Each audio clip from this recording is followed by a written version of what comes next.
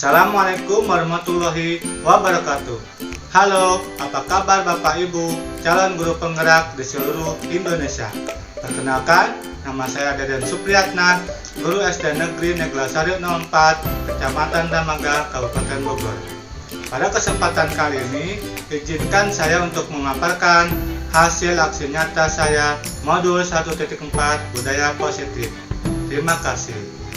Perkenalkan, beliau berdua adalah fasilitator dan pengajar praktik saya, yaitu Bapak Asep Darmawan, MPD, dan juga Ibu Trisnani Eka Sukmapeni, SPD MPD. Berikut ini adalah rancangan tindakan untuk aksi nyata saya. Yang pertama adalah latar belakang.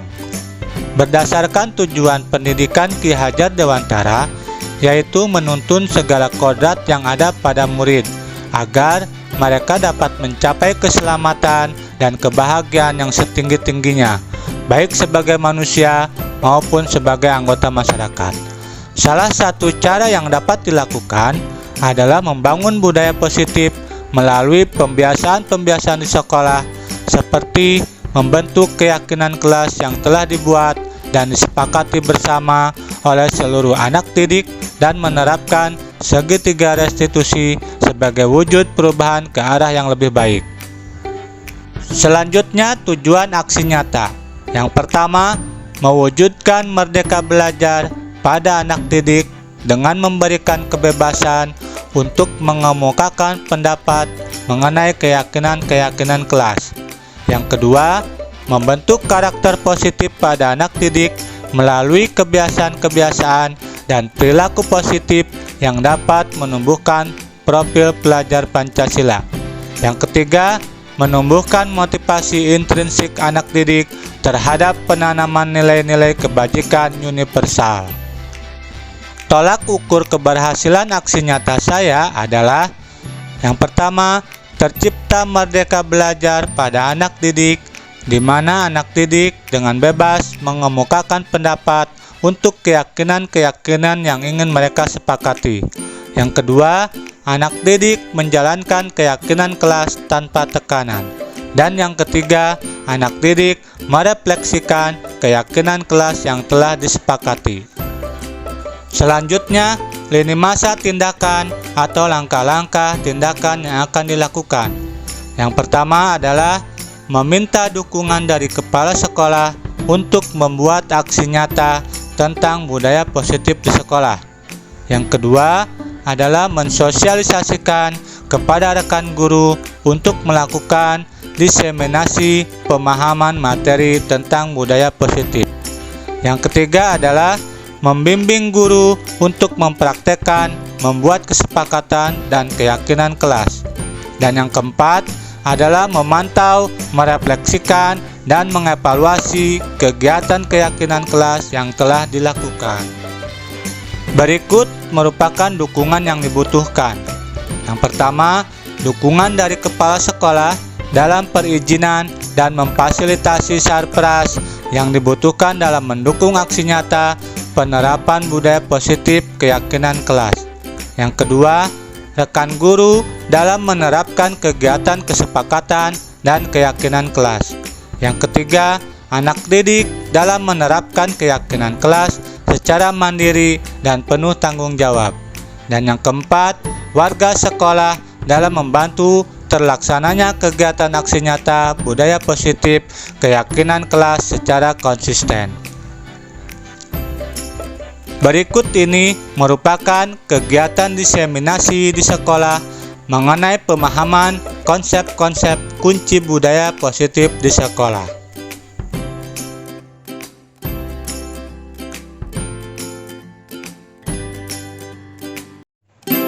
Bapak dan Ibu yang saya hormati dan yang saya banggakan, marilah kita panjatkan puji dan syukur kehadirat Allah Subhanahu wa taala atas rahmat dan hidayahnya. Ya alhamdulillah, pada hari ini kita diberikan nikmat sehat.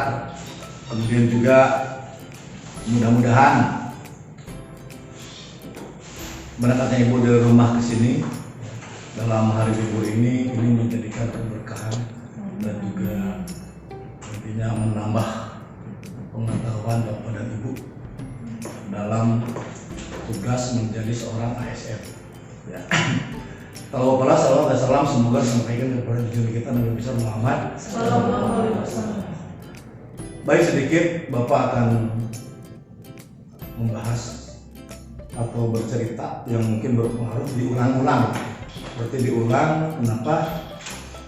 Banyak sekali kepala sekolah yang tak peduli, yang tidak mengingatkan, apalagi menyuruh pada gurunya dengan alasan bermacam-macam, takut mengganggu dan sebagainya. Kalau bagi Bapak, kemajuan Bapak dan Ibu itu adalah kebahagiaan buat Bapak. Adapun kegiatan di sekolah itu kan ada izin, itu bisa bekerja sama. Makanya Bapak tidak mau di regulasi tempat ini ada blok-blokan. Ya. Alhamdulillah di dia mah orang selalu bekerja bersama-sama. Sehingga apapun masalahnya itu ditangani secara bersama. Bapak ingatkan segala macam kebijakan yang dikeluarkan oleh pemerintah, terutama dari kementerian, yang penting bukan dari Pemda. Kalau dari Pemda itu bisa sifatnya sementara, tapi kalau dari kementerian itu otomatis terus berlanjut dan akan dilanjut sampai kapanpun. Nah, sebagai salah satu contoh, Bapak lah punya nasib tertinggal jauh karena tak peduli dengan program pemerintah dengan berbagai macam alasan, bumilu, bukan duit teh, sangat teh, jelas teh, gitu kan? Dari mulai SPG ke D2 lagi 9 tahun dan bumilu terlambat. Akhirnya di saat Bapak mau diturunkan, temenan jadi guru karena prestasi tidak mencapai, udah berdua melu, beres. Cukup D2, pleng. Temilu deui. S1 harus. Pamir tok pada deui sibuk malilu kan S1. Ai Bapak teu. Temilu langsung teu boga duit. Alas, temilu pada sama sekali.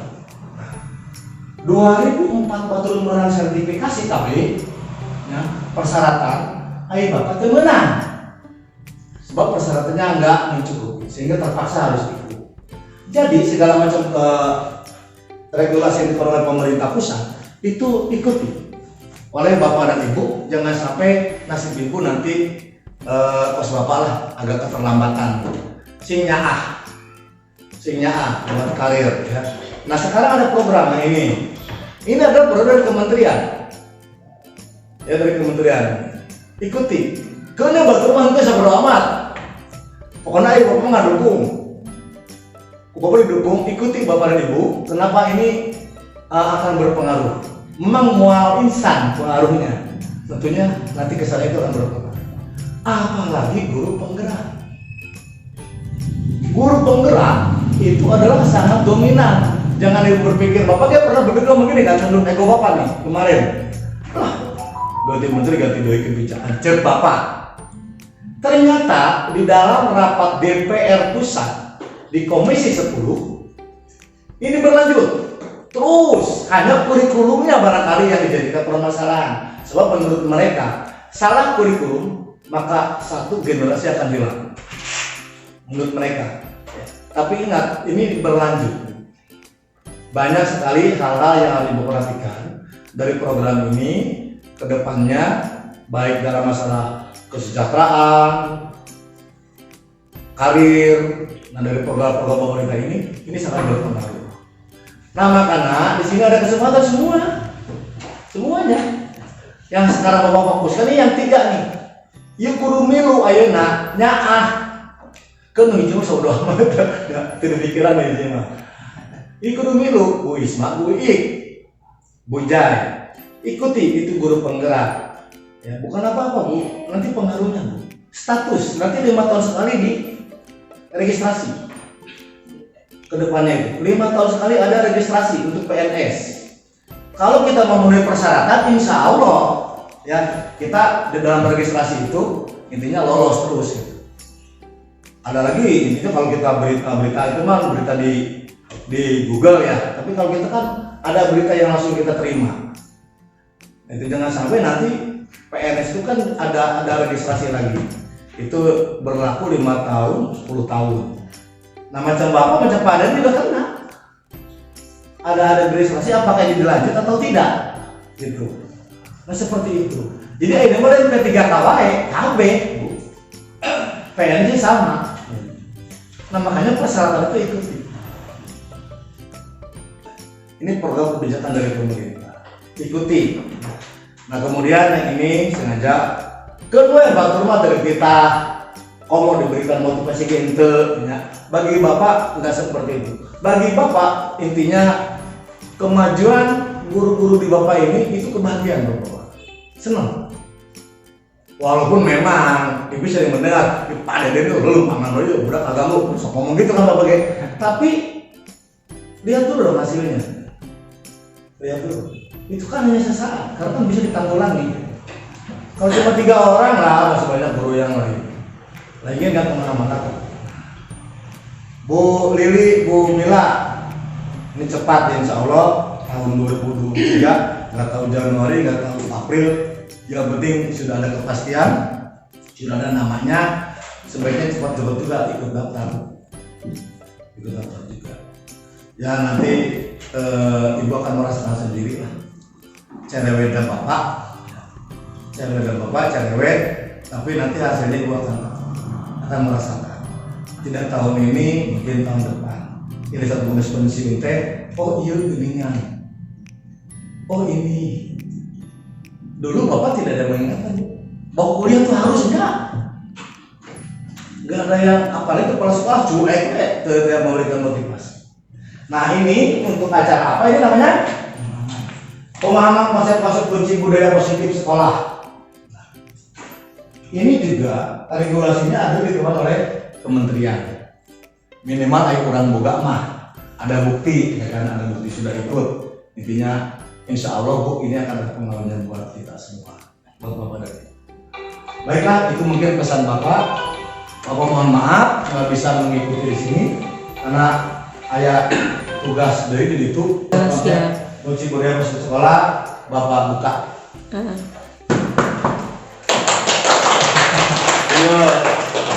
Saya tinggal selamat sukses. Ya udah siap. Tapi untuk materi hari ini itu pemahaman konsep-konsep kunci budaya positif sekolah. Kita mulai dari yang bawah, yang ketiga adalah peraturan kelas. Kalau di sekolah peraturan kelas sudah dibuat, ya itu seperti ini saja peraturan kelas 5B ini sudah ada, tetapi untuk keyakinan kelasnya belum. Peraturan kelas nanti akan diperkuat oleh keyakinan kelas yang disepakati oleh guru dan siswa. Setelah dibuat keyakinan kelas, nantinya akan membuat lingkungan positif di sekolah. Kalau sudah semua kelas membuat lingkungan positif, nanti akhirnya sekolah itu tercipta budaya positif. Apa saja budaya positifnya? Nanti kita akan lihat di slide selanjutnya. Pertama, perubahan paradigma belajar. Nanti budaya positif ini akan mengubah semua paradigma belajar di kelas. Yang tadinya kita memakai pola tradisional, pola zaman dulu, pola kuno, nanti kita akan ubah menjadi budaya positif. Oke, budaya positif merupakan kewujudan dari nilai-nilai atau keyakinan yang menyeluruh atau universal yang diterapkan di sekolah. Budaya positif tersebut dapat dijalankan menggunakan konsep prinsip seperti disiplin positif. Disiplin ini biasanya satu, tidak berdampak, kedua, belajar dengan baik atau menyenangkan, ketiga, mengerjakan tugas dengan tepat waktu, ya, keempat, berperilaku baik. Itu untuk disiplin positif. Memahami motivasi perilaku manusia. Nanti kita akan belajar tentang perilaku siswa kita di kelas. Kemudian yang berkaitan dengan hukuman dan penghargaan. Ada kalanya guru menghukum anak. Ya, saya juga pernah mengalami menghukum anak kalau terlambat. Kenapa terlambat? Begini. Nanti dihukum karena mengalami hukuman untuk anak. Kemudian pernah mengalami penghargaan apabila murid bisa menjawab, lalu dikasih penghargaan pernah pasti dikasih permen atau dikasih makanan apa itu juga nanti kita akan bahas di sini. Kemudian posisi kontrol ini nanti berkaitan dengan seorang guru, apa yang akan dilakukan oleh guru tersebut untuk hukuman dan penghargaan. Kemudian pembuat keyakinan kelas tadinya dan penerapan segitiga restitusi. Segitiga restitusi ini nanti kita akan belajar tentang tiga validasi yang nantinya akan memberikan sikap yang baik terhadap murid. Contoh yang sudah saya terapkan kemarin kepada Cerahati, kita buat video tentang segitiga restitusi. Nanti bisa diterapkan oleh kelas yang lain. Terus budaya positif ini dapat diawali dengan perubahan paradigma tentang kearifan. Oke, kita lanjut. Dengan demikian, salah satu tanggung jawab seorang guru adalah bagaimana menciptakan lingkungan positif yang terdiri dari warga sekolah saling mendukung, komite, guru, warga, siswa, kepala sekolah, kakak sejawat itu saling mendukung. Tidak ada yang blok-blokan, jadi kita harus saling bekerja sama. Kemudian saling belajar, saling bekerja sama sehingga tercipta kebiasaan-kebiasaan baik. Dari kebiasaan baik akan tumbuh menjadi karakter yang baik. Jadi untuk menumbuhkan karakter yang baik harus dimunculkan dari guru itu sendiri. Dari kita sendiri harus dimunculkan. Dan pada akhirnya karakter dari kebiasaan baik akan membentuk sebuah budaya positif. Ya, untuk budaya positifnya apa saja budaya positif? Budaya positif yang diterapkan oleh saya adalah satu, itu ada 6S ya, budaya salam. 6S, senyum, sapa, salam, sopan, sambil dan saling. Biasanya sekolah menerapkan 5S, tambahin 1, pakai saling. Kalau bertemu guru harus saling. Ya walaupun itu kita nggak mungkin kita udah pernah menerapkan itu, tapi kita tidak menuliskannya. Sekarang kita tulis 6S di kelas. Tuh. Kalau di sini sudah ada 5S ya. Sini yuk budayakan 5S, senyum, sopan, santun, salam, sapa, saling belum. Tambahkan nanti pakai saling. Kemudian berdoa sebelum dan sesudah pembelajaran dimulai sudah ya. Sudah benar. Bisa, ini belum nih. Lihat sampah ambil. Kalau misalkan ada anak yang nggak sampah ambil langsung masukkan ke tong sampah, jangan dilewat. Nah ini adalah perilaku yang kecil sekali, masalah kecil yang harus bisa kita buat karakter anak itu menjadi lihat sampah ambil, masukkan ke tong sampah. Kemudian kebiasaan hari Jumat ini sudah di sekolah kita. Kemudian hari Sabtu jadi yang belum Risa dan Salim. Ya. Oke, itu untuk budaya positifnya. Kemudian disiplin positif, apa saja disiplinnya? Nah, disiplin positif merupakan suatu cara penerapan disiplin yang mengajarkan anak bertanggung jawab dan menumbuhkan kesadaran diri berdasarkan nilai kebajikan. Nilai kebajikan ini nanti kita akan lihat contohnya di kelas 5 ya. Disiplin positif lebih ke arah disiplin diri. Disiplin diri itu disiplin dari mulai diri sendiri yang dapat mengontrol diri dalam melakukan segala tindakan. Disiplin positif dapat membuat murid memahami dan menyadari berdasarkan motivasi internal dari diri kita sendiri, bukan akibat paksaan, ujian atau hukuman. Jadi ini contohnya murid datang tepat waktu bukan karena dipaksa oleh guru, tapi karena murid pengen belajar benar-benar tepat datang pada waktunya. Kemudian kerjakan PR bukan dari dipaksa oleh guru, kerjakan PR selama sekian, tetapi murid menyadari ada PR harus dikerjakan. Jadi inilah disiplin positif nih yang mengubah diri siswa tersebut supaya bisa mengontrol dirinya. Dilanjut. Nanti materi ini masuk ke survei pengisian ya. Ada di situ semua. Motivasi perilaku manusia, ini kita lihat gambarnya. Ini ada yang menunjuk. Jadi siswa disalahkan atau siswa salah atau kemudian ada yang dibully. Nah, ada pasti kasus kalau di kelas pasti ada yang membuli.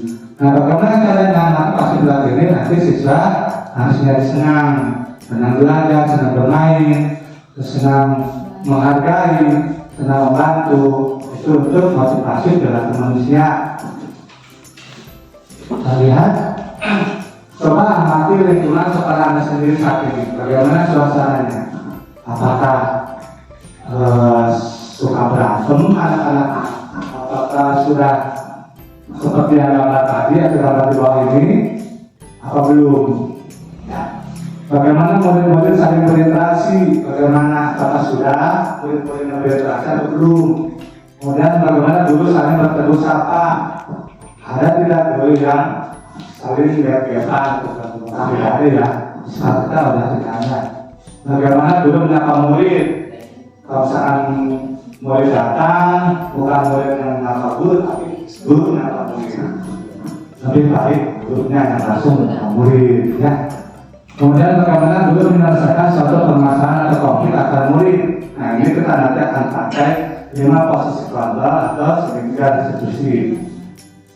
Kemudian suasana atau budaya berkembang sekolahnya saat ini, bagaimana budayanya? Apakah sudah positif, apakah belum, apa masih mau berjalan ke arah positif? Secara tidak langsung menjadi tujuan mulia atau nilai-nilai sekolah atau institusi yang Anda dan yang selama ini. Ini gambarnya ya. Ini saat bermain, ini kemudian ada kegiatan positif dan bawahnya. Jadi kita ubah pada tinggalnya dulu. Terdapat 3 motivasi terhadap manusia. 1, untuk menghindari ketidaknyamanan atau hukuman, di mana kegiatan ini usahakan tidak ada hukuman untuk anak, ya, tidak ada hukuman. Kemudian untuk mendapatkan imbalan penghargaan dan lain, usahakan tidak dipakai cara memberikan penghargaan atau reward. Walaupun itu baik, tapi efek atau dampaknya kurang baik. Untuk penghargaan atau reward ya, sekali boleh, 2 kali, 3 kali, 4 kali itu negatif. Jadi anak hanya mengharapkan imbalan atau reward dari pembelajaran tersebut. Untuk menjadi orang yang mereka inginkan, menghargai diri sendiri dengan nilai-nilai yang mereka percaya. Nilai ini kita tadi buat keyakinan kelas dan lainnya. Nah, motivasi ini ada 2, internal dan eksternal. Apabila dari mulai diri kita sudah berubah, maka akan berubah pula motivasi eksternalnya. Ya, lanjut. Kebutuhan dasarnya apa ini? Kebutuhan dasar ada 5 kebutuhan dasar. 5 kebutuhan dasar manusia. 1, cinta dan kasih sayang, kebutuhan untuk diterima. Ini boleh diterapkan ke siswa. Tidak boleh siswa itu dimarahi, dihukum, tapi harus cinta dan kasih sayang. Apalagi kelas rendah 1, 2, 3. Kalau kelas akan, jangan terlalu. Misalkan guru laki-laki dekati dengan perempuan, harus ada jarak atau jenjang. Jangan terlalu dekat, nanti efeknya takut beda. Kemudian penguasaan atau kebutuhan pengakuan atas kemampuan. Jadi siswa itu butuh pengakuan, yaitu bisa apa? Bisa segalanya. Jangan dianggap siswa itu tidak bisa atau bodoh. Ketiga, kebebasan kebutuhan akan pilihan. Bagaimana cara murid belajar? Dia harus memilih siswa ini misalnya apa, siswa itu misalnya apa. Jadi pembelajarannya harus berdiferensiasi atau berbeda. Tiap siswa berbeda dengan bakat dan minatnya. Keempat, kesenangan atau kebutuhan akan merasa senang. Belajar yang menyenangkan itu harus diterapkan di dalam kelas. Kelima, kebutuhan bertahan itu. Kalau sudah menyenangkan, pasti bisa masuk sekolah. Nah, ini posisi kontrol restitusinya.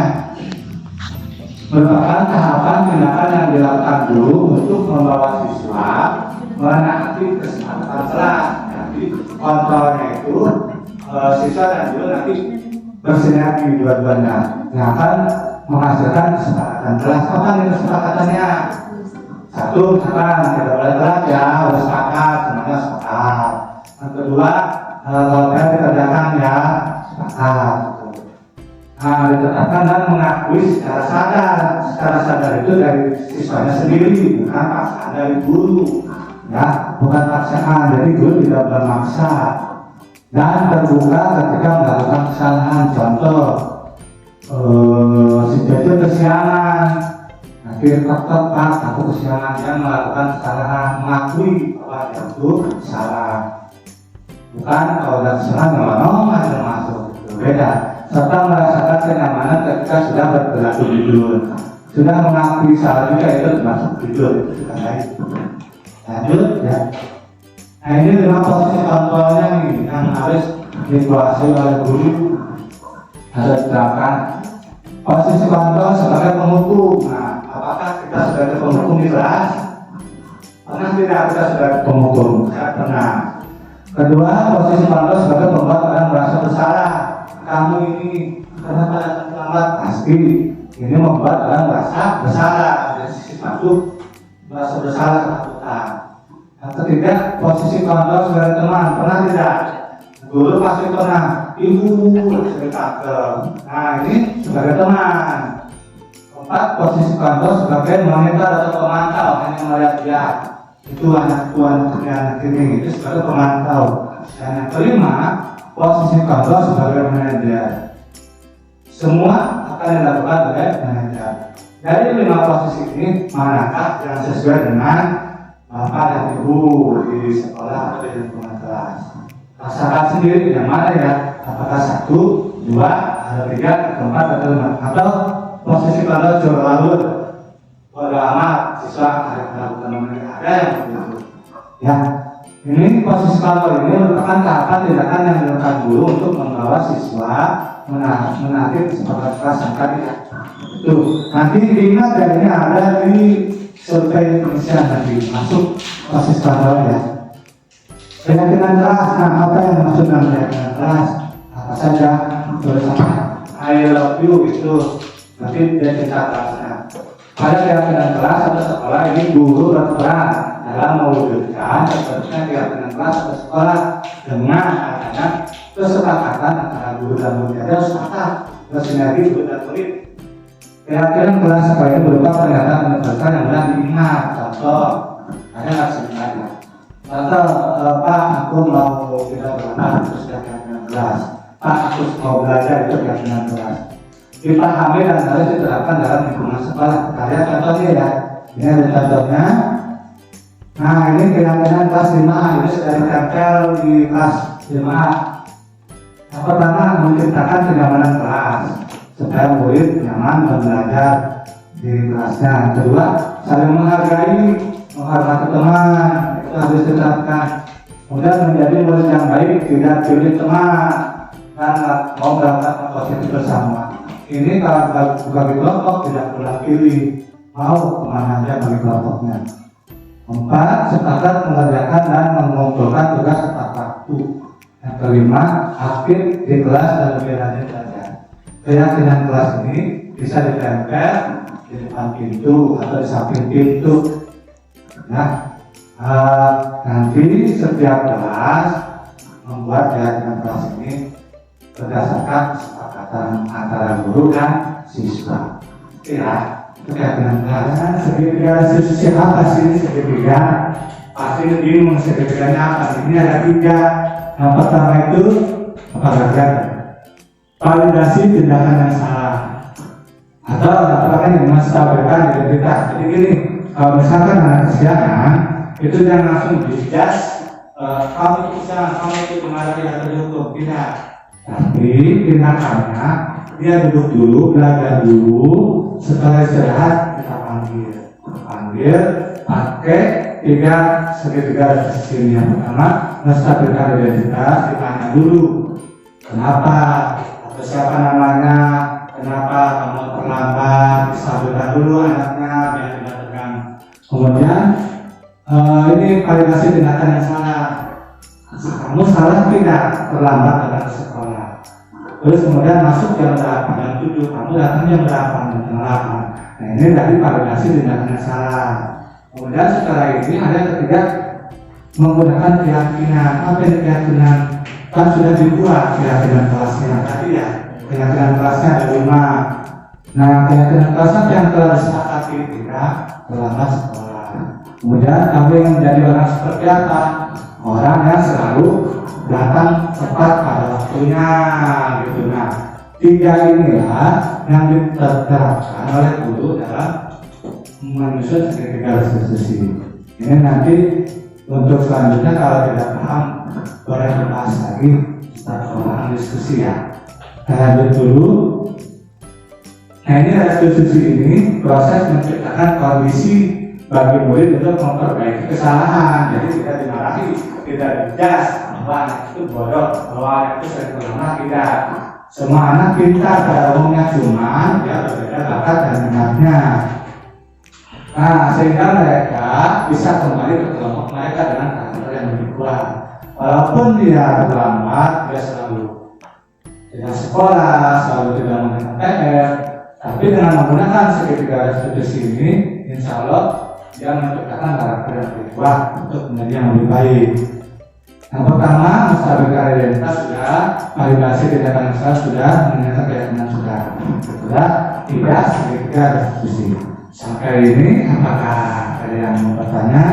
Karena ini kita akan berbagi pengalaman di kelas budaya positif. Siapa yang mau berbagi pengalaman kepada ibu? Ada pak pengalaman besok? Nanti ini berbagi pengalamannya ada di syuting. Ya, silakan deh. Siapa yang mau pengalamannya? Misalkan ini Pak silakan aja tinggal pakai. Nah, bagaimana caranya? Apakah sudah menerapkan posisi 5 kontrol atau segitiga restitusinya? Satu orang, karena ini akan diatur nantinya. Silakan. Bertanya aja tentang sistemnya, tentang sistem budaya, kemudian apa namanya yang tadi Pak Den katakan sistem budaya, kemudian ada sistem kepercayaan, ada sistem pengetahuan. Kompleksitas dari budaya tadi, teknik education-nya yang lebih erat ya, tentang teknik kepercayaan dan keyakinan bagaimana kita harus seperti apa gitu, mohon dijelaskan. Betul, menerapkan budaya positif ini yang lebih kuat kan? Nah, Bapak bisa pilih dari 5 posisi kontrol ini. Nah, ini dari 5 posisi ini yang lebih kuat itu adalah sebagai posisi kontrol sebagai manajer.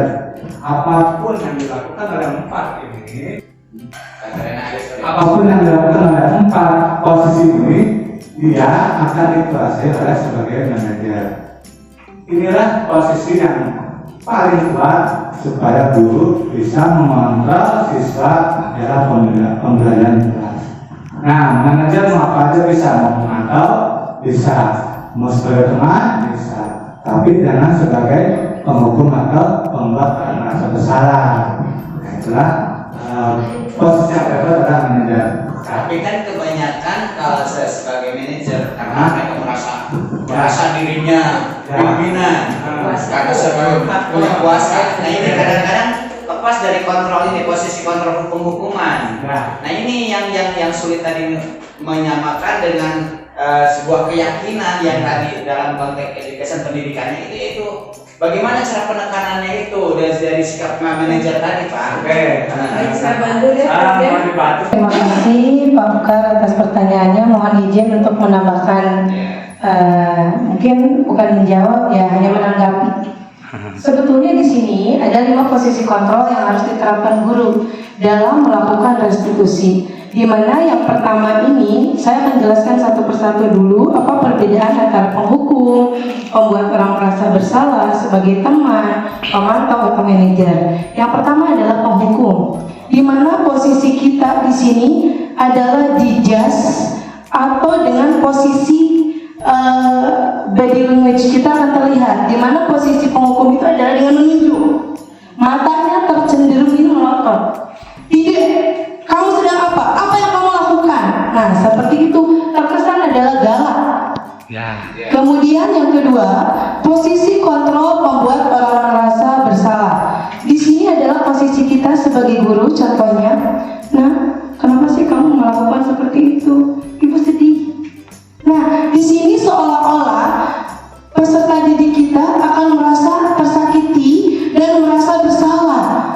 Jadi si guru itu sendiri yang menekankan kepada peserta didik untuk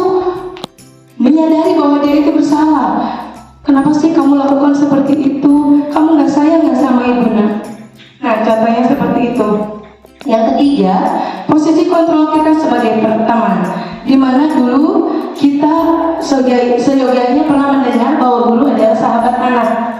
Nah, di sini ada plus minus Bapak dan Ibu. Apabila kita memposisikan diri kita sebagai teman, kita akan lebih mudah masuk ke anak.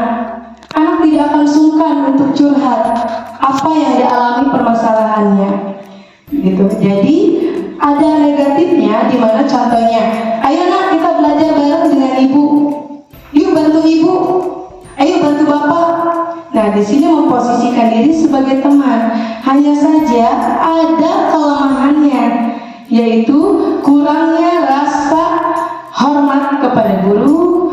Yang kedua, betul sekali Bu, yang kedua adalah di mana saling ketergantungan. Peserta didik akan merasa tergantung kepada guru. Jika dalam memecahkan sebuah masalah, apabila guru tersebut dia tidak mau. Nah, di situ kelemahannya adalah posisi kontrol kita sebagai teman. Adapun yang keempat, yaitu posisi kontrol kita sebagai monitor atau pemantau. Ini posisi yang sering kita lakukan, Bapak dan Ibu. Jadi di sini posisi yang lebih baik adalah sebagai pemantau. Pada saat ada peserta didik kita yang mengalami masalah, atau adanya bertengkar, atau adanya sebuah kasus, guru hanya memantau peserta didik dalam memecahkan masalah. Memantau di sini tidak hanya melihat dari belakang atau dari kejauhan, namun di sini mengingatkan konsekuensi. Di sini yang perlu kita garis bawahi adalah konsekuensi, di mana pada saat posisi kontrol guru sebagai pemantau, kita mengingatkan kepada peserta didik yang terkena masalah mengenai konsekuensi. Contoh, apabila ada peserta didik yang terlambat, contoh hal kecil, datang sekolah, iya, boleh menegur, dan walaupun tanpa menegur kita akan ingatkan, nah, kita sudah buat keyakinan kelas ya, dan kesepakatan kelas. Kamu sudah tahu jika kamu melakukan ini apa konsekuensinya. Jadi si anak akan menyadari sendiri, ya Bu, aku terlambat. Nanti dia ambillah kotak konsekuensi, dibaca, oh ternyata membaca buku terlebih dahulu, misalkan 5 menit. Jadi kita sekali lagi sebagai pemantau di sini tidak hanya melihat dari belakang, membiarkan peserta didik menyelesaikan suatu masalah. Yang namanya peserta didik itu bukan replika orang dewasa. Perlu adanya bimbingan dan arahan dari kita selaku guru. Hanya saja sebagai pemantau di sini adalah kita mengingatkan akan konsekuensi yang telah dilakukan. Mengingatkan kembali dan mereka akan paham, oh iya Bu, sesuai kesepakatan jika saya melanggar saya akan bla bla bla, seperti itu. Dan posisi yang betul kata Pak Ustadz tadi, yang paling kuat adalah seorang manajer. Kembali lagi di sini saya garis bawahi bahwa manajer di sini bukan seorang kepala sekolah, namun posisi kita yang dapat memanage peserta didik, di mana dalam posisi manajer ini kita bisa sebagai teman, sebagai pemantau. Contoh real nyata tadi sudah dijelaskan oleh pemateri kita tentang segitiga restitusi. Mohon maaf Bapak dan Ibu, saya terlalu panjang menjelaskan karena saling berkaitan. Di mana di dalam segitiga restitusi yang pertama adalah tentang menstabilkan identitas. Nah, di sini posisi manajer ketika menstabilkan identitas menanyakan terlebih dahulu alasannya. Kita tidak boleh menjudge bahwa anak itu kedul, melabel anak bahwa anak itu badut, bengal, kedul, menurut. Tapi kita tidak bijaksana menanyakan alasannya. Kenapa nak kamu datang terlambat? Nah, ini adalah posisi sebagai manajer. Selanjutnya, buat rasa nyaman. Jangan sampai ketika anak dipanggil kita ngobras tiba-tiba, Pak, Bu, jadi ketakutan. Nah, di sini posisi manajer kepada peserta didik, kita buat kenyamanan terlebih dahulu. Walaupun kita tahu dia salah, baktok dulu cara rakas, seperti si Sakil. Nah, terus kemudian kita panggil, tanyakan dulu, kenapa nak, ada apa? Nanti dia biarkan dia bercerita. kunaon dan kunaon penyebabnya. Selanjutnya masuklah ke validasi tindakan. Yang namanya validasi, apalagi Pak Ajis, Pak Denny, Pak Diki pernah jadi OP tahu, divalidasi, ditanyakan keabsahannya benar atau salah. Nah di sini pada saat tahap validasi tindakan, tanyakan kepada peserta didik supaya mereka menyadari. Nah, menurut kamu, kalau kita terlambat, itu merupakan tindakan yang benar atau yang salah? Nanti mereka sendiri yang menjawab, salah Pak. Atau misalkan ada yang mencontek, jujur, di kelas saya ada yang mencontek. Mungkin di Bapak dan Ibu tidak, mungkin saya tidak tahu ya. Karena di saya ada yang mencontek, Bu. Ada yang mencontek. Nah, di sini kita tidak semata-mata mana nyontek dia kan disoekan. Kaget dulu kan besar. Nah, jadi tidak seperti itu. Kita akan tanyakan dulu pada saat validasi tindakan. Nah, pada saat kalian mencontek, kamu tahu tidak mencontek itu termasuk perbuatan yang baik atau yang tidak baik? Nah, nanti menanyakan validasi tindakan itu bahwa anak sendiri yang menjawab tidak baik, Bu. Tinggal kita validasi kembali, tanyakan ulang. Kamu sudah tahu, nah itu tidak baik. Tidak. Kamu sudah tahu bahwa mencontek itu tidak baik. Menurut kamu, apa yang akan kamu lakukan supaya tidak mencontek lagi? Jadi jangan kita yang memberikan solusi, biarkan mereka. Ternyata banyak sekali yang kita pelajari dari anak. Kita sebagai guru jangan mentang-mentang kita guru yang tahu semua, tapi beri kesempatan anak untuk berpikir, memecahkan masalah. Ketika anak, ya Bu, saya harus belajar malamnya, saya harus membaca. Ketika mencontek, kemudian ditanyakan kembali, oh berarti kamu akan melakukan belajar di sebelum tidur, terus kamu akan membaca materi. Nah itu adalah validasi tindakan anak yang memecahkan masalahnya sendiri. Kemudian di tahap yang ketiga adalah menanyakan keyakinan, di mana menanyakan keyakinan ini posisi guru sebagai manajer. Kita tidak usah janji ya, kamu akan melakukannya, janji sama bapak, sama ibu, janji sama Allah. Nah itu insinyurnya, anak akan jiper. Tapi pada saat menanyakan keyakinan di posisi kita sebagai manajer cukup. Nah, kamu sudah tahu keyakinan kelas yang telah kita buat? Ya. Kamu tahu bahwa mencontek itu melanggar keyakinan yang mana? Apa kamu masih ingat? Ya Bu, tidak berbuat atau berbuat tidak jujur, misalkan keyakinan kelasnya. Nah, anak-anak, kamu sudah tahu keyakinan kelas kita. Kita tanyakan, menanyakan keyakinan ini, kapan kamu akan memulainya? Ini penting sekali kepada anak, tanyakan, kapan kamu akan memulainya? Misalkan besok Bu, mungkin Bu, kita tanya lagi, kapan kita akan memulai memperbaiki supaya tidak mencontek lagi? Misalkan mereka akan jawab sekarang Bu atau besok Bu. Baik, Ibu hargai pendapat kamu. Yuk besok, mulai besok kita akan melakukan perubahan ke arah yang lebih baik. Kamu mau menjadi anak yang lebih baik? Yuk kita berjuang bersama-sama. Kamu silakan tepati janji kamu, silakan gunakan keyakinan kamu. Mudah-mudahan Ibu doakan menjadi anak yang lebih baik lagi. Nah di sini ada kalimat-kalimat positif, tidak melabel anak awas yang membohong ya, Ibu nggak mau ada desa kali. Nah atau jangan macam-macam yang kalau sama bohong kalau nyampe kembali dari berhenti disoekin. Seperti itu, saya pun pernah melakukan kesalahan.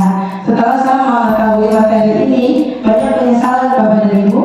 Ternyata selama ini kita jahat kepada murid, tidak memberikan kesempatan untuk mereka menyelesaikan masalah. Mungkin itu saja yang dapat saya sampaikan. Mohon maaf menyita waktu.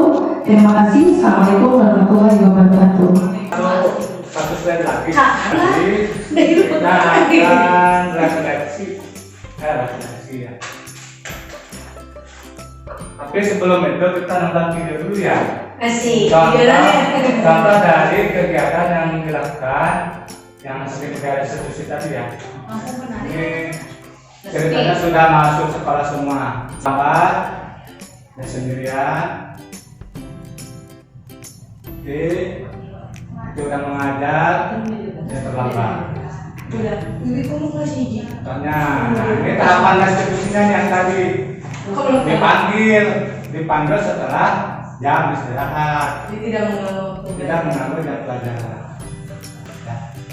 Mudah-mudahan semua guru bisa melakukan seperti ini. Ya, tidak serta-merta menjas kamu bodoh, kamu 10 menit untuk membuat kegiatan ini. Ya. Ini sudah sampai keyakinan. Ini kasus 2 mencontek, sama mencontek. Menconteknya nih. Beda lagi orang sih. Sama. Jadi ini dia terlambat karena dia tidurnya kemarin main HP jam 10. Nah terlambat setelah terlambat kan melakukan tugas. Dia nggak tahu mau belajar, jadi dia mencontek. Pas hari itu juga. Iya, pas hari itu juga. Iya. Ini satu studi kasusnya ada 2. Ya, kita lihat ini. Nah ini mencontek seperti ini. Tuh ya. Nggak boleh nyontek katanya, ya. Itu nggak boleh nyontek. Nah ini sama tahapannya, tapi nanti terakhir itu kita lakukan ini. Sekaligus ya. Ya sekaligus. Kalau kasusnya pada saat itu juga. Tanggapan siswa bagaimana nih tanggapannya? Apakah sudah merasa yakin? Nah ini kesimpulannya. Dia sudah memposisikan dirinya sebagai manajer si guru itu ya, dan siswa pun sudah menyadari apa yang dia yakini itu adalah benar. Terima kasih. Nanti kita masuk ke sini. Musikan dulu. Nah, kita masuk ke sini. Sudah. Terakhir saya Nah, saya minta beberapa orang guru untuk merefleksi kegiatan ini, apa yang ibu dapatkan, bahasan apa yang didapatkan, kemudian testimoni ke depan. Nah, apa kegiatannya ini?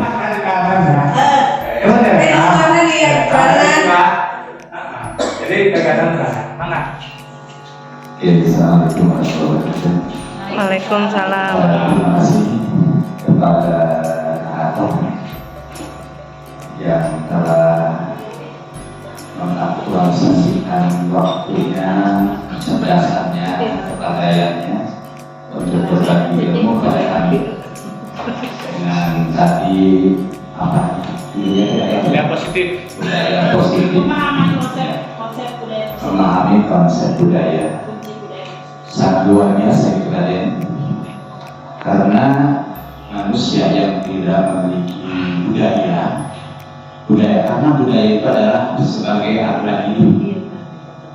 Baik dan buruknya manusia itu tergantung pada budayanya. Makanya sangat luar biasa dalam situasi seperti ini, padanya sebagai guru penggerak itu membagi ilmu pada kita tentang konsep budaya. Nah ini diantaranya yang saya tadi dengarkan dan saya tadi resapi dengan ilmu yang diberikan kepada kita semua sebagai wujud budaya, ya. Wujud budaya yang memang yang harus kita miliki, ya, wujud budaya memberikan gambaran-gambaran yang sangat akurat untuk kehidupan kita sampai kepada nilai-nilai budayanya. Itu yang sudah dijelaskan sampai A sampai Z sampai sama Dewi di nilai budayanya. Karena prinsip saya adalah nilai budaya adalah cerminan iman. Makanya kalau saya tadi apa ya tadi mengenai keimanan dan keyakinan. Tanpa nilai iman dan keyakinan bahwa budaya kita akan budaya jahiliyah, itu termasuk budaya rusak. Makanya dengan sistem pembelajaran yang tadi yang diberikan contoh kepada kita dari konsep budaya, buang sampah dan sebagainya dan itu sampai apa ada keyakinan 6 nama apa tadi? 6S. MS. Itu sudah diajarkan dari ilmu agama samawi, agama langit, yaitu yang dikategorikan yang dinamakan sekarang sebagai agama Islam. Itu budaya 6, cuma itu terlambat sebenarnya. Ya. Terlambat sebenarnya udah diatur dalam Al-Quran 30 juz itu 6M itu udah ada sebenarnya ya. Alhamdulillah dengan adanya satu perkembangan metode yang ini yang sangat baik, sangat luar biasa. Itu penilaian budaya. Kemudian yang saya kalau nggak salah tadi saya dapat di sini ada sistem sosialnya. Ya Pak Deden tadi kan dengan sistem sosialnya ya sangat luar biasa sistem sosial, rasa sayangnya, belas kasih sayang terhadap anaknya walaupun mereka melakukan perusahaan begitu kata dia ya. Tidak harus menjudge katanya, jadi tidak menjudge ya begini gitu. Ternyata kita tadi yang saya tanyakan bagaimana untuk membackup kita, gitu kan? Kembali mungkin unsurnya tadi kalau ada membackup kita adalah karena pada unsurnya adalah iman, sebuah keyakinan makanya ini. Kita terus itu ya kita semuanya, yakin ya kita semua kalau anaknya gregetan,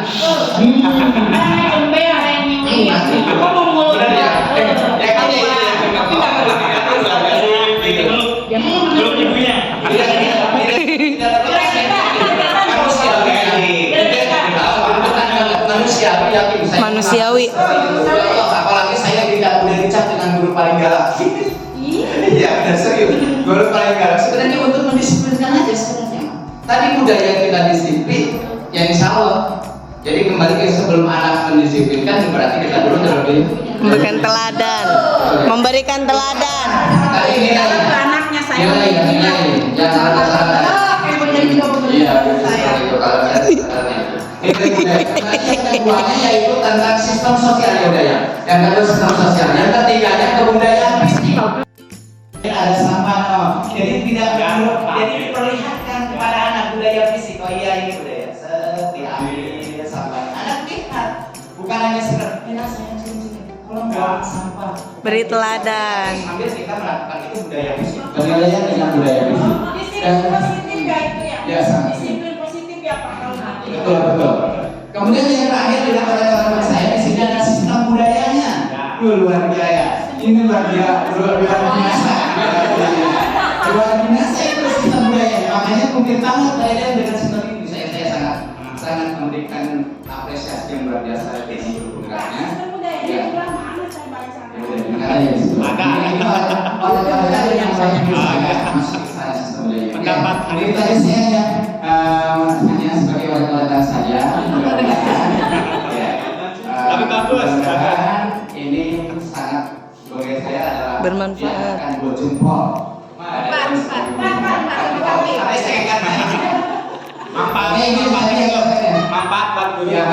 buat terserah saya pribadi manfaat buat saya. Memang kalau kita tidak diingatkan watawassabil haqqi watawassabil sabr. Terima kasih Pak Deden dan Bu Dewi dan yang lainnya ini sangat bermanfaat buat saya. Amin. Assalamualaikum warahmatullahi wabarakatuh. Waalaikumsalam. Assalamualaikum warahmatullahi wabarakatuh. Oke, menanggapi dari materi yang alhamdulillah sangat memberi pelajaran buat kita, tambahan untuk kita sebagai guru di kelas, bagaimana mensikapi kegiatan pembelajaran yang benar-benar berpusat kepada anak di sini. Kenapa? Karena di sini mungkin ada yang sesuatu kita lewatkan. Karena mungkin kan dalam pembelajaran kita tidak berfokus kepada satu anak kita ya, tetapi kita juga berpusat ke seluruh siswa yang ada di kelas. Nah, di sini saya perhatikan dalam budaya positif ini sangat membantu, apalagi di dalam kelas. Kenapa? Di sini diajarkan bahwa anak tidak hanya untuk berperilaku baik hanya di rumahnya, tetapi dibawa ke sekolah seperti tadi kan membiasakan untuk mengambil sampah yang dia lihat. Nah, selain itu juga bukan hanya anaknya saja, kita sebagai guru juga mencontohkan bagaimana kita lihat sampah tidak perlu menyuruh anak yang ambil, kita dulu yang harus mengambil sampahnya, baru nanti kita bisa menirukan kepada anak-anak. Dengan demikian, salah satu tanggung jawab oleh seorang guru adalah menciptakan suatu lingkungan positif dari warga sekolah yang saling mendukung. Bagaimana dengan melakukan kebiasaan-kebiasaan yang baik. Dari kebiasaan baik itu akan tumbuh menjadi karakter anak yang berakhlak mulia dan membentuk karakter yang baik dalam kehidupan sehari-harinya. Mungkin semoga aja setelah kita membiasakan anak berbuat baik di sekolah, itu akan terbiasa dibawa juga ke lingkungan rumahnya gitu. Selanjutnya, disiplin positif merupakan suatu cara penerapan disiplin yang mengajarkan anak bertanggung jawab. Nah, bertanggung jawab atas apa? Atas kesalahan yang sudah dia perbuat. Mungkin saya pribadi pernah berbuat salah kepada anak, seperti tadi yang Bu Dewi jelaskan, mengejas anak itu salah. Tapi setelah saya mengetahui, berarti saya salah kalau selama ini dalam pembelajaran. Bagaimana? Saya harus mengikuti. Saya harus mencoba bagaimana pembelajaran ini dilakukan di dalam kelas. Sangat membantu buat pribadi saya ya. Karena selama ini mungkin ada guru yang nggak sabar, ya kan? Ada guru yang cepat emosi. Karena pertama, udah anak itu telat, tidak mengerjakan PR, bajunya berantakan, rambutnya gondrong, itu sudah bertumpuk kesalahannya. Jadi emosi itu langsung si guru langsung dihukum. Nah, ternyata itu salah. Nah, setelah saya mengetahui pembelajaran ini, itu ilmu sangat bermanfaat untuk saya. Terima kasih. Selanjutnya di sini juga ada kebutuhan dasar ya, yang harus kita terapkan kepada anak. Contoh tadi ya, cinta dan kasih sayang sesama teman. Itu ada juga pengakuan atas pengakuan. Jadi kita tidak boleh bisa. Nah, kadang kita emosi. Apalagi saya pribadi di kelas 6 itu banyak anak yang sangat ingin dalam pembelajaran matematika. Sudah berapa kali mengulang, tetap saja anak masih belum mampu. Nah, di sini mungkin kesabaran seorang guru diuji bagaimana cara memberikan kebebasan anak dengan dia mengakui bahwa dia itu mampu dalam mengikuti pembelajaran. Selanjutnya ada posisi kontrol di sini. Jujur, mungkin saya termasuk guru yang posisi kontrol sebagai penghukum. Saya mengakui kenapa? Karena di kelas atas itu istilahnya tidak bisa berbaik-baik gitu. Sebagai teman, jadi nanti anak tidak ada rasa hormat. Nah, justru begini, kadang saya juga begini, ya udah kita kesepakatan, kita mau seperti apa belajarnya.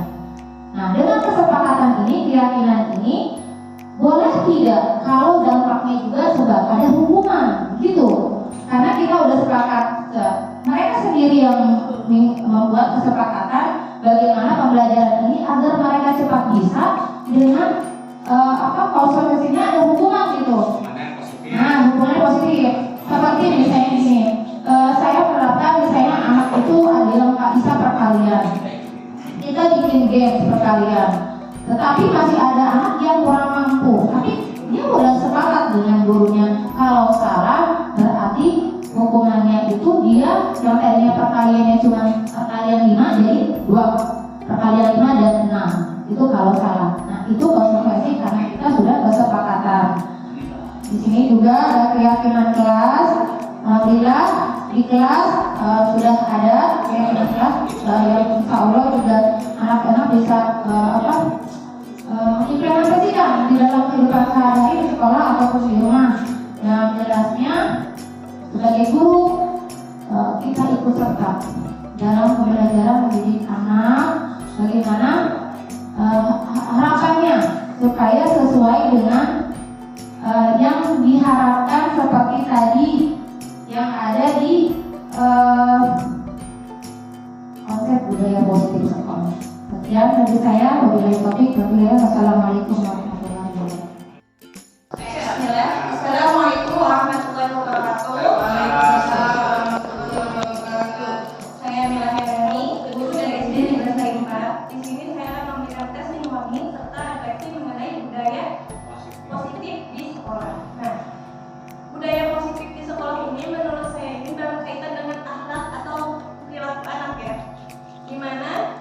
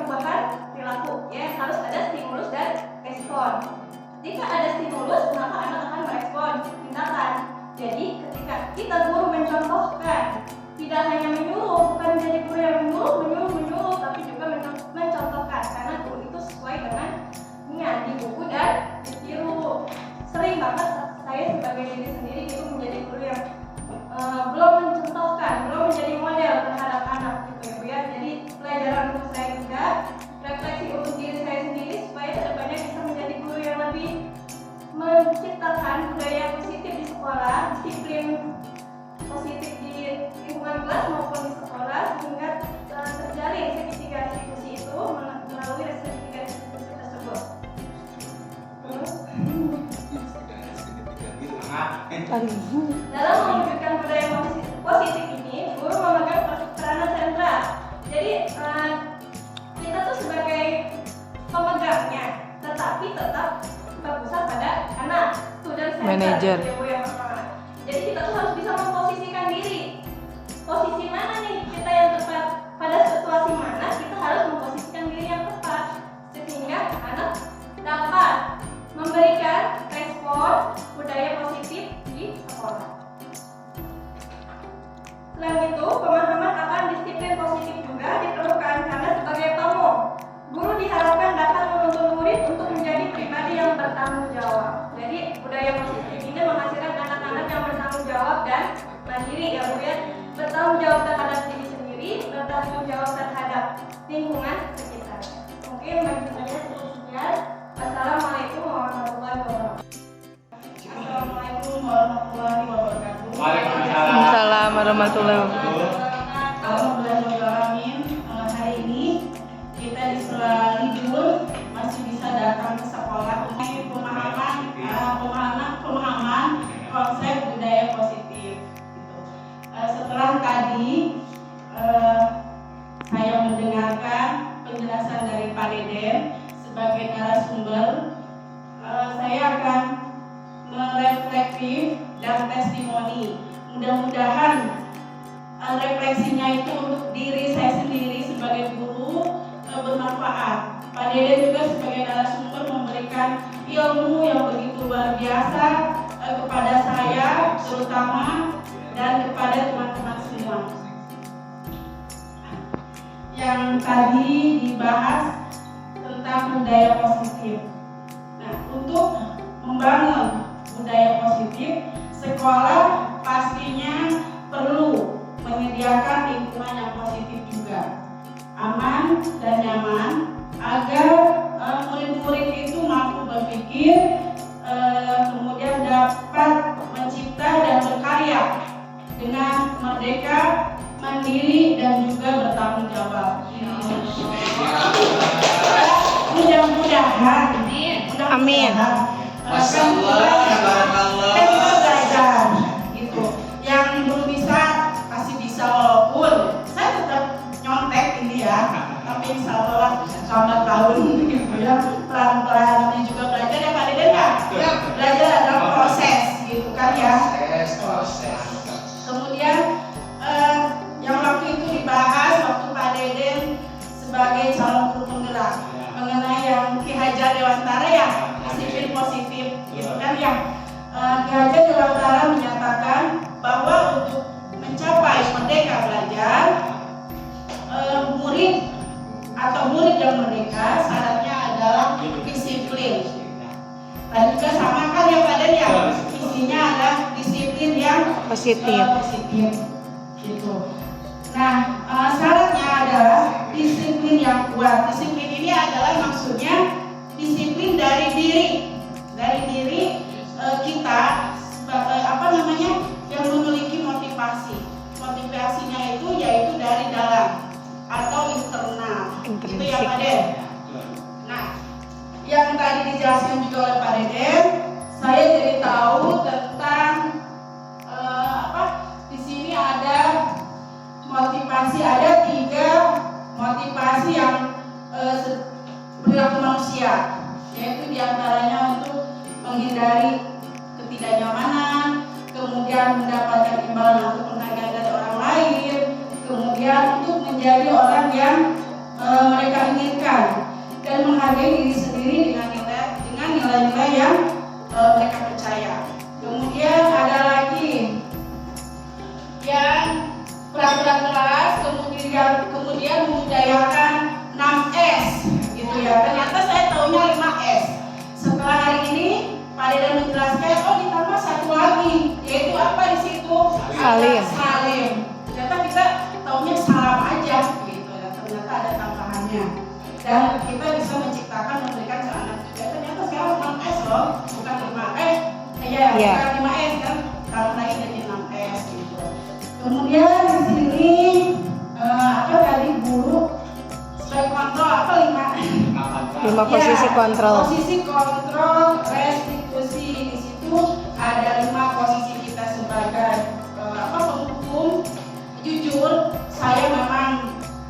pasti ya manusiawi juga gitu. Kadang ada anak yang berantem, kamu mah ribut wae, misalnya berantem aja, ngebully aja. Ada anak yang gendut, dipoyokan lah bahasa Sunda namanya gitu, diejek gitu kan. Ya seperti badannya besar gitu kan.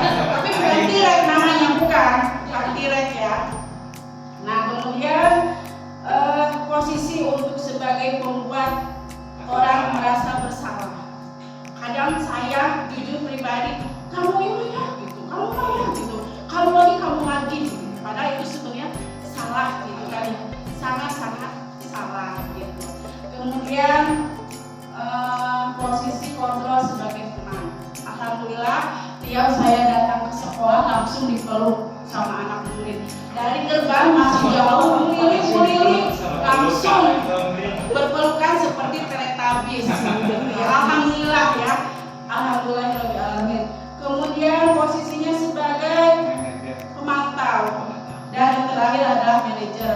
Memang saya yang sebagai pemantau betul gitu ya, saya sering memantau, tapi gimana ya Pak, yang namanya emosi itu pasti ada gitu ya. Mudah-mudahan seiringnya waktu setelah pembelajaran ini jadi bisa dilaksanakan langsung gitu ya, dengan kenyataan gitu ya. Tidak seluruh oh iya Pak ternyata gini, pas waktunya mah bodo amat gitu kan. Insya Allah mudah-mudahan dapat merefleksi diri dari Pak Deden juga. Alhamdulillah, mudah-mudahan ilmu yang Pak Deden berikan kepada saya, kepada kami semua bermanfaat dunia akhirat. Dan saya refleksinya hanya demikian ya, walaupun dengan penuh contekan. Insya Allah mudah-mudahan bermanfaat dunia akhirat. Amin. Yang semuanya melaksanakan pembelajaran yang hari ini Pak Deden berikan materinya dengan baik. Akhir kata, wassalamualaikum warahmatullahi wabarakatuh. Assalamualaikum warahmatullahi wabarakatuh. Assalamualaikum. Kita merefleksi dan testimoni tentang sekolah positif ya. Oke, apa yang mengenai cukup baik dan cukup bagus juga. Bahwasanya kita sebagai tenaga pengajar atau sebagai tenaga pendidik, alangkah baiknya betul kita harus menyesuaikan dengan zaman. Di mana sekarang kita sudah mengetahui semua bahwasanya sekarang kita sedang mengalami krisis moral atau desentralisasi moral terhadap anak-anak kita, sehingga kita sebagai pamong dan sebagai contoh untuk menjadikan sebuah percontohan kepada anak-anak, walaupun saya sendiri belum 100% mencontohkan yang terbaik. Akan tetapi di sini saya menegaskan tentang harus guru juga memahami tentang problem basic learning, yaitu memahami kondisi anak tersebut. Kita tidak boleh menjudge, kita tidak boleh menghujat, ataupun kita tidak boleh menghukum secara langsung sampai kita itu mengetahui alasannya seperti apa dan bagaimana. Jangan kita langsung menuduh si anak seperti ini tanpa ada kajian ulang. Banyak sekali hal yang dialami oleh anak-anak yang kita tidak tahu. Di mana kita tahunya hanya ketika kita belajar saja berhadapan secara tatap muka, tapi kita tidak tahu. Teori-teori yang sudah dipelajari itu banyak sekali. Teori-teori tentang sekolah budaya ini banyak sekali, baik dari para ahli ataupun ketika kita dulu di bangku kuliah dulu. Di mana di tempat itu kita dididik dari tempat untuk menjadi seorang guru yang baik. Nah, di sini pun di pelatihan ini saya memberikan sebuah refleksi dalam semua ini, yaitu berkaitan tentang atau berfokus kepada murid, di mana murid tersebut itu harus benar-benar dikasih bulan. Murid tersebut itu harus benar-benar kita ketahui secara detail. Jangan hanya ketika kita di sekolah saja, sehingga kita mengetahui kualitas si anak itu hanya di sekolah. Tidak seperti itu. Kita lihat dulu ke belakangnya seperti apa. Bahkan kita pun belum tahu bagaimana mentalitas si anak tersebut. Kita harus tahu. Contohnya seperti apa? Contohnya seperti murid-murid yang mengalami atau disebut broken home. Kita tahunya si anak itu tidak bisa, sebetulnya bukan karena tidak bisa, karena kita tidak mengetahui isi dalamnya seperti apa. Kita menyamarkan semua murid. Memang semuanya itu kita tidak bisa menyalahkan keadaan juga, karena sekarang itu kita mengalami desentralisasi moral, di mana penurunan moral itu benar-benar terjadi di zaman sekarang. Nah, sebaiknya kita sebagai guru atau sebagai tenaga pendidik harus meningkatkan desentralisasi moral tersebut itu menjadi jauh lebih baik, menjadi seorang contoh dan menjadi sebuah contoh untuk anak-anak kedepannya seperti apa. Nah, terkait dengan metode-metode yang sudah diberikan kita, terkait metode-metode yang dilakukan oleh guru kepada murid ketika di kelas PTK, penelitian di data kelas itu amat sangat baik dan amat sangat penting dilakukan seorang guru untuk melaksanakan dan menstabilkan pendidikan di dalam kelasnya masing-masing. Jadi kita tidak bisa mengatakan bagaimana dan seperti apa pendidikan yang bisa diterima oleh murid tersebut. Kita perlu tahu jenis-jenisnya dan kita perlu tahu juga seperti apa kondisi anak tersebut. Oke, terima kasih dari saya. Wassalamualaikum warahmatullahi wabarakatuh. Bismillahirrahmanirrahim. Assalamualaikum warahmatullahi wabarakatuh. Assalamualaikum warahmatullahi wabarakatuh. Dari SDN Asmari 4 akan memberikan testimoni pemahaman konsep-konsep kunci budaya positif sekolah. Tujuan membangun budaya positif di sekolah adalah untuk menumbuhkan karakter anak. Kita semua percaya bahwa tujuan penting dari budaya positif itu adalah untuk membentukkan karakter. Seperti saya sekarang diberikan tugas untuk mengajar di kelas 1. Di kelas 1 itu karakter anak-anaknya bermacam-macam karena mereka baru menginjakan kakinya di sekolah dasar. Yang biasanya pada saat mereka bersekolah di TK atau di PAUD, mereka itu diberikan kebebasan oleh gurunya dalam belajar. Jadi pada saat di PAUD mereka tidak dibimbing atau tidak diberikan pelajaran yang benar-benar memberikan tekanan atau menuntut mereka untuk belajar yang keras. Dan sekarang mereka menginjakan kakinya di kelas 1, karakter mereka akan segera berubah. Di mana itu adalah tugas saya sebagai guru kelas 1 untuk memberikan nilai-nilai positif yang harus mereka laksanakan. Seperti pertama, mereka harus bisa memberi kasih sayang kepada temannya atau menghormati sesama temannya. Pada saat mereka bersekolah di SD itu, satu sama lain mereka harus bisa menghargai temannya. Karena biasanya kalau misalkan di TK itu mereka memiliki perasaan yang masih kanak-kanak. Tetapi untuk di kelas 1 saya tekankan mereka untuk belajar menghargai temannya, memberikan kasih sayang kepada temannya, dan pada saat mereka datang di sini ada budaya positif sekolah yang harus diterapkan. Saya menerapkan tadinya 5S, tetapi sekarang 6S, yaitu senyum, sapa, salam, sopan, santun, dan saling. Anak, saya menerapkan kepada anak setiap datang ke sekolah, jika melihat guru siapapun itu, walaupun bukan wali kelasnya, dia harus memberikan salam. Terus jika ketemu guru, dia juga harus mengatakan assalamualaikum. Pada saat datang ke sekolah, ada anak yang datang ke saya, saya selalu mengatakan assalamualaikum. Nah, itulah budaya positif pertama yang saya berikan kepada siswa. Setelah itu ada juga lihat sampah dan ambil. Anak kelas 1 itu harus diberikan pengertian bahwa jika kita makan atau jika setelah makan kita harus mengambil sampah, kita harus membuang sampah pada tempatnya.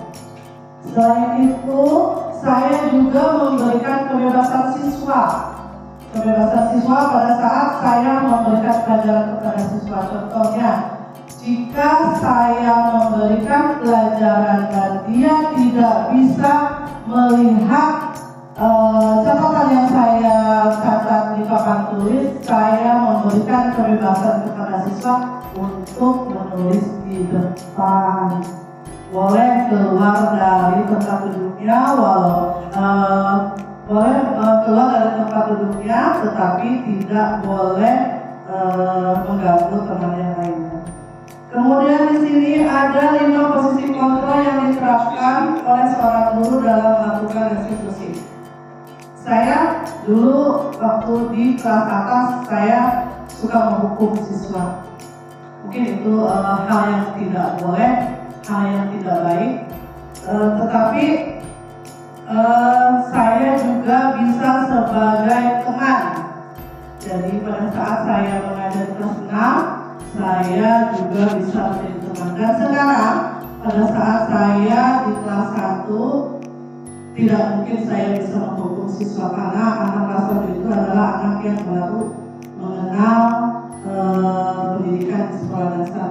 Tetapi saya bisa menjadi teman, saya juga bisa menjadi pemantau, saya juga bisa menjadi manajer. Maksud dari manajer ini adalah saya bisa memberikan peraturan siswa, memberikan kepada siswa apa yang boleh mereka lakukan dan apa yang tidak boleh mereka lakukan. Hanya itu saja kepada Bapak narasumber, Bapak Dede Supriyatna, terima kasih telah memberikan sumber ilmu kepada saya.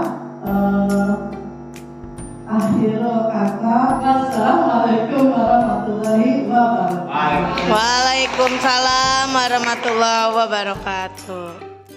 Bismillahirrahmanirrahim. Assalamualaikum warahmatullahi wabarakatuh. Saya guru dari STM Negeri 4 akan memberikan reflektif dan testimoni terhadap kegiatan Bapak Dede tentang pemahaman sosial dan Budaya positif. Ya. Alhamdulillah setelah disimak tadi materinya cukup bagus ya.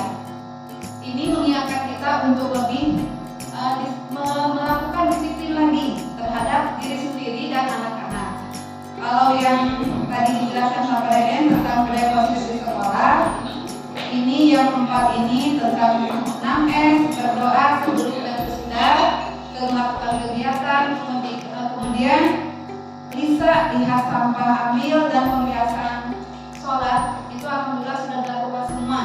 Ya, kegiatan ini dapat terlaksana karena kerjasama yang baik antara pihak sekolah, guru, kemudian siswa dan orang tua murid. Kemudian untuk 5 posisi kontrol di sini, alhamdulillah sejauh saya perhatikan semua juga sudah memposisikan posisi ini sudah ada di guru semua. Ya, ketika ada kesalahan sedikit, mari kita sama-sama perbaiki. Tuh, namanya juga manusia yang lihat tidak luput dari salah. Fungsinya kegiatan ini untuk kata pokar manusia tidak luput dari salah ini sebagai refleksi kita. Ya, kalau misalkan kemarin sering marah atau apa ketika menghukum anak atau menegur anak ketika berbuat salah, kalau kita merasa salah kita juga harus meminta maaf dan tidak segan-segan meminta maaf kepada anak. Jangan mentang-mentang guru merasa benar. Kamu tahu apa, saya guru tidak seperti itu. Ya, mari dari kegiatan ini mudah-mudahan yang sudah baik kita pertahankan, yang masih kurang kita perbaiki bersama-sama. Demikian reflektif dan testimoni dari saya. Assalamualaikum warahmatullahi wabarakatuh. Waalaikumsalam. Demikian hasil aksi nyata saya, mudah-mudahan dapat bermanfaat bagi kita semua. Terima kasih.